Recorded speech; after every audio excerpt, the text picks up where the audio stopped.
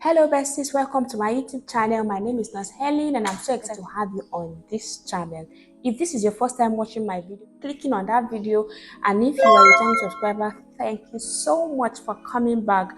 I know you won't make this your last as you don't want to stop seeing this beautiful face and amazing content.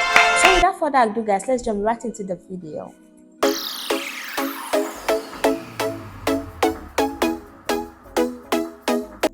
Alright guys, this video will be looking on how to answer anatomy questions. How to answer questions in anatomy. I'm giving a guide as someone that has been through the process numerous times. Now, if you are a nursing student, you're a medical student, you're studying any medical related course or any course that involves anatomy, come closer. This video is for you. Get a pen, get a book, let's study. Let me tell you the secret and how to get. You can be giving in your, you can be reading your anatomy and answering questions on the exam day, but you're not seeing the result you were expected, and you'll be like, what's this? I read. Now, relax, calm down. There are a couple of things you're not doing right. Yeah, so on this video, let's see how to correct that and let's see the improvement, the change, the desired mark that we've been looking for, guys. Now, in anatomy, there's a pattern you answer questions in anatomy. You don't just begin to write as ideas are just flowing in your head. Remember, in an exam situation, your brain is faster than your hand. Yeah. So ideas is just flooding in your head. You don't just start writing. There's a pattern, there's a way, there's a flow it takes. Now in anatomy, let's say for example, you're told to write or to write on the anatomy of the human cell. How do you start? Now, the flow is, you begin from the diagram, you label, you move it if the diagram, or if the organ or the part you're being given, if it has the weight, the size, the shape, the color, all these things are what give you the extra mark when you're being told to write on the anatomy. Now, making a diagram is one thing, labeling the diagram is another thing. And while labeling the diagram, you have to label at least 85%. Depending on how many organelles or how many structures or how many parts the particular organ you're told to draw has, you get. So now, this video I'm going to make it in order to also take care of those that maybe they are being asked to explain anatomy and physiology of a particular body part together. You may take anatomy separate, you may take physiology separate, but there might be some persons that have been asked to talk about this particular organ, evaluate their anatomy and physiology together. So this video is equally taking care of that. So I am going to be talking about anatomy and a little bit of physiology, although there's going to be a special video on how to answer questions on physiology. You have to save the best, so I'm just doing my work. In the anatomy, making a diagram on whatever organ or whatever part of the body you're being asked to describe is one thing. You're to label the diagram as well. For example, the human cell has about roughly 11 organelles and you're expected to show them, like you're expected to label at least 9, possibly all. Yeah. The diagram doesn't take more than 1 mark, depending on your course, 1 mark at most. Labeling maybe like 1.5 or 2 marks or thereabout. So just drawing a particular organ without labeling it is completely wrong. It's more or less like you're not doing anything. You're just going to get just 1 mark and you've lost out on the 2 marks on labeling. Now, that particular, any organ that you're being asked to write on the anatomy, for example, the human heart, we will talk about the heart. You will write on the heart as per the diagram. You make the diagram, label, the color, you write on the color. This is my little things: the color, the size, the shape, the width, the weight, the width, depending on the organs you're being asked to write on. Before you now come into the structure, like what makes up this organ? Like, do this organ have any walls? Like, how many does it have? An inner layer, a middle layer, an outer layer? How many layers does it have? What are the tissues involved with? Okay, you telling us, oh yeah, the human heart is divided into 4 parts.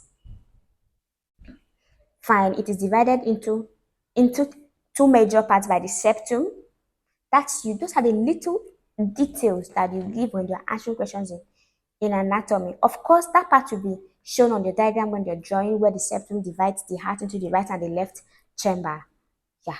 So while talking about the structure, you have to tell us about this part. What separates the heart into the two chambers?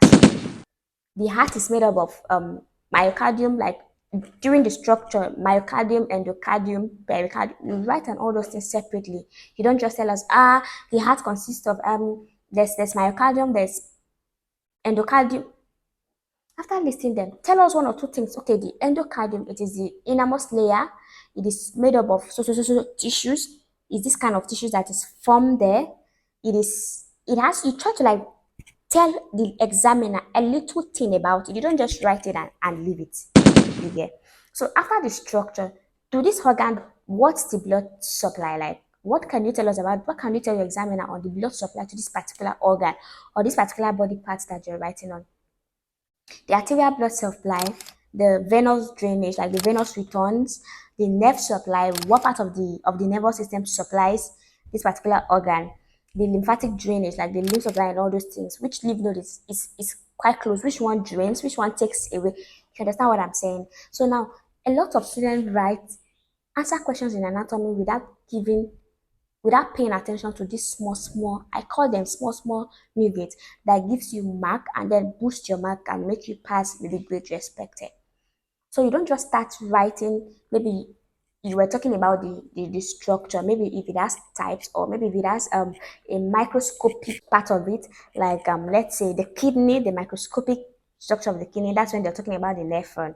And you were just telling us about the kidney. Before you know it, you were now talking about the length, you were now talking about the blood vessels, and now you now went back to tell us, oh, the kidney has a microscopic structure, which is the nephron, and you left it there. Now your work is not organized, you didn't follow the pattern. You're not telling us it's not yet time for the functions of the kidney. You're already telling us the kidney does this, and no, the work does not have a logical flow like this. So the examiner now is already tired because you don't carry the examiner along in your questions, like in your answers. Yeah.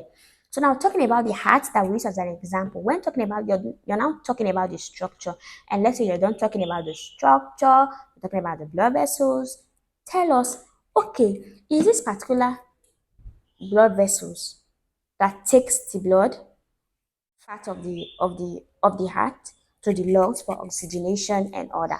We understand that the heart is involved with pumping of blood and general circulation into the body. At that point, you cannot just talk about the heart without talking about how blood flow is. For example, how is blood being pumped and then circulated of the body? Now, from the great vessels like the inferior and superior vena cava, blood is being emptied into the left atrium. From there, a particular valve opens and the blood now passes into. You see the sequence I'm going. From here, the blood now moves from this particular compartment to the next one. Which valve open? Which valve is involved? You tell the examiner about the valve that is involved there, that it now moves from this particular chamber down here. And from there, it gets into the aortic valve, and then the blood is being taken into the lungs for oxygenation. Yeah. After oxygenation is being done, you tell us about which part of the vessels bring in the blood from the lungs into the other chamber. Because the blood now coming is oxygenated, means carbon dioxide has been removed and a lot of gaseous exchange has taken place in the lungs. Now, remember, this is not the time to leave the heart to start talking about the lungs, because blood was being taken from this particular chamber to the lungs for us, to the alveoli of the lungs for oxygenation. No, you're leaving context. It's a very common mistake with students. You leave whatever you were asked to talk about, and now you're not talking about a different organ entirely, simple because it has something to do in common, like it has some similarities. Be careful, watch out for this. After talking about the structure, you tell us about the blood vessels, just like I have mentioned. Is the function of this particular organ. You do not just start answering questions with telling us the function. Tell us about this thing, the gross anatomy. So when talking about the functions of the heart, the function of it actually come towards the end, not just the beginning.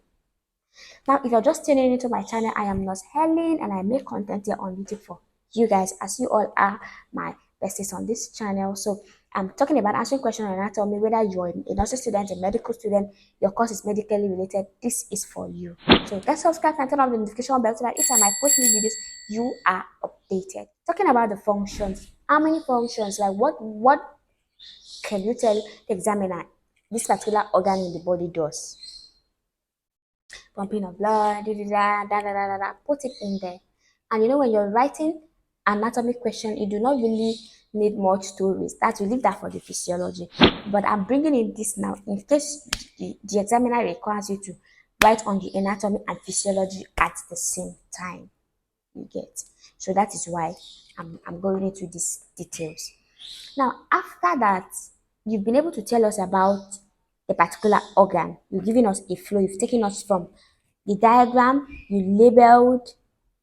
You told us about the weight, the size, the length, the width, depending on which organ you're told to write on. Take us down to structures. From there, we move to the various functions, the blood supply, I mean, lymph, all those things, down to the function. So that's how you answer questions in anatomy. If you're talking about parts like any part at all, any part at all that you're being asked to write on, that is the flow you write on. You don't just start because, oh, I read this particular organ and I've seen it in exam and I'm beginning to.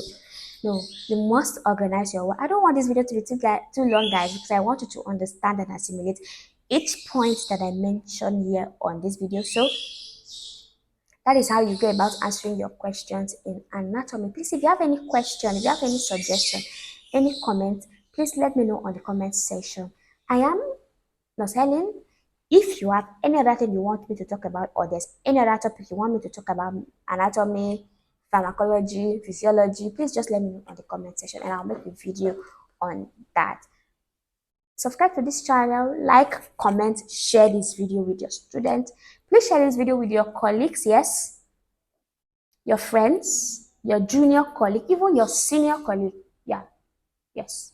Share this video if you want to share your experience or if you want to share your own format, you want to share your own method. Let me know all of that in the comment section and I'll be more to reply you all in the comment section because you all know if I'm not here making videos, I am in the comment section replying you besties. So I will see you in my next video and do take care of yourself and bye.